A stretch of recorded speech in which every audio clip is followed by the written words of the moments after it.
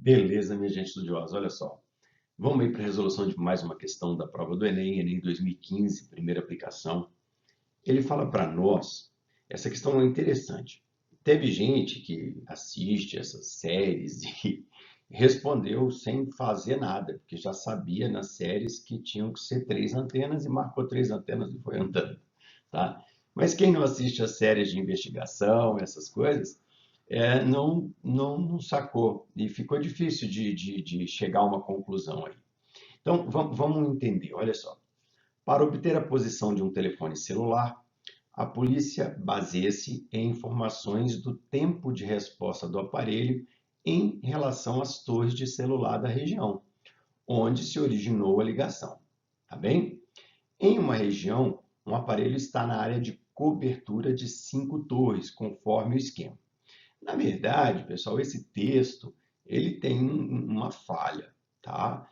É, ele fala assim: a polícia baseia-se em informações do tempo de resposta do aparelho de torres, do aparelho de resposta do aparelho em relação às torres de celular. Não é bem o tempo, não, tá? Não é bem o tempo, não é assim que a coisa funciona, tá? Até porque as diferenças de tempo seriam extremamente pequenas, então medir o tempo aí é muito complicado. A gente está falando de velocidade de onda eletromagnética, a velocidade é 3 vezes 10 oitava metros por segundo no ar, então medir tempo numa velocidade dessa é uma coisa complexa. Considerando que as torres e o celular são pontiformes e que estão sobre o mesmo plano, qual o número mínimo de torres necessárias para se localizar a posição do telefone celular que originou a ligação? Tá? Bom, para a gente poder. Vamos ver como é que a gente vai pensar para resolver isso aí. Vamos lá, olha só. Quando a gente tem um sistema de telefonia, a potência dos celulares é uma potência padrão e conhecida, tá? Então, o celular emite uma potência padrão conhecida, tá? Beleza. E as antenas também emitem uma potência conhecida, tá bem? Na verdade, tanto o aparelho emite como recebe e a antena também emite e recebe, tá bem? Então, observe uma coisa. A torre que capta o sinal celular avalia a intensidade do sinal. Como que ela vai fazer essa avaliação da intensidade do sinal? Eu tenho um equipamento que mede a intensidade daquele sinal. E existe uma equação que relaciona a intensidade com a potência e com a distância da fonte que produziu essa onda. Eu tanto posso falar que a torre foi a fonte, como posso falar que o celular foi a fonte, porque afinal de contas, dependendo do momento, os dois são fonte, beleza? Então, o que que acontece?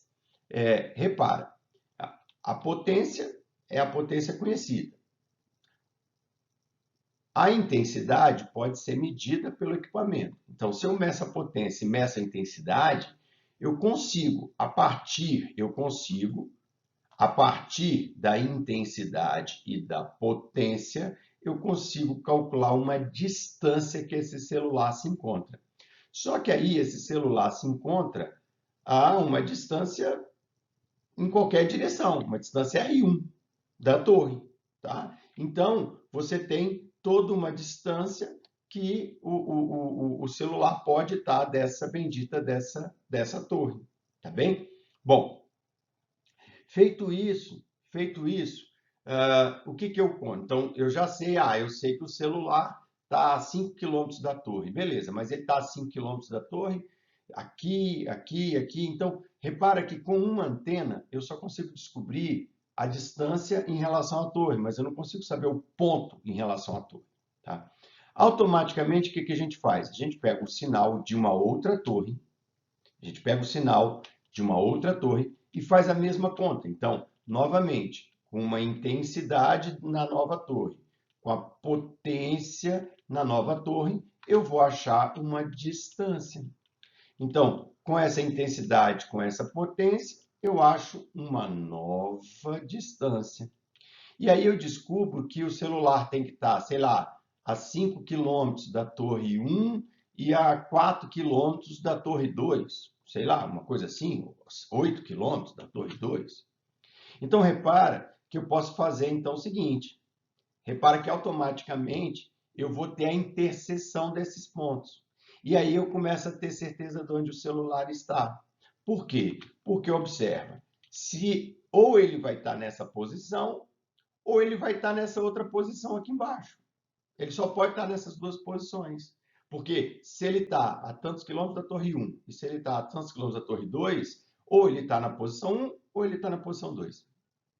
E aí, para que eu consiga chegar a uma certeza da posição do telefone, tá? Automaticamente eu precisaria de uma terceira torre. Se o sinal medido na terceira torre for fraco, é porque a onda veio de longe. Então a onda veio do ponto 1. Tá bem? A distância 3 vai ser grande. Se o sinal de 3 for forte, significa que a onda está perto, que a fonte está perto. Então seria o ponto 2, tá? E automaticamente eu consigo, então, com 3 equipamentos, fazer um posicionamento do aparelho com uma certa facilidade.